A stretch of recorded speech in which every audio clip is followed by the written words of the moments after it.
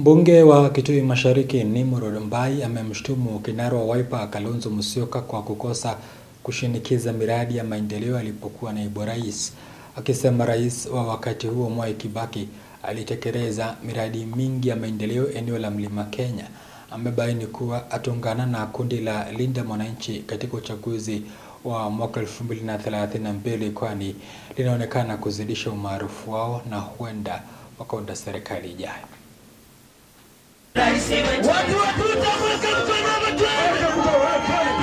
Kalonzo watched Kibaki do 16 lanes of road to Thika, to Kenol.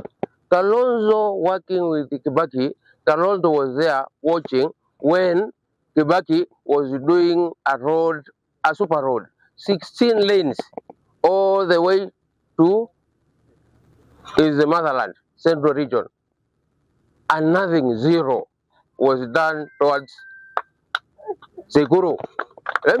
Kalonzo has done in zero tarmac of road in Mwingi North.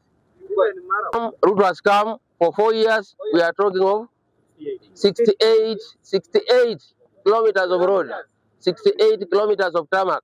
Baka kwa ile in Mwingi North, Kalonzo has, Ruto has done 68 kilometers of road in Mwingi North alone. Baka Sekuru.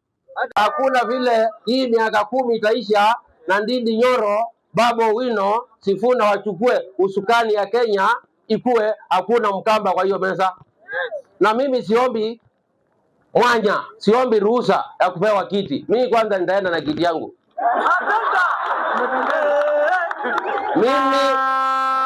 Mimi kina Kalonzo, kina Ruto, hawa wakienda nyumbani, Kenya ikipangwa wale viongozi watakuwa pale mbele. Nimrod atakuwa hapo na Nimrod aombi kiti atakuja na ya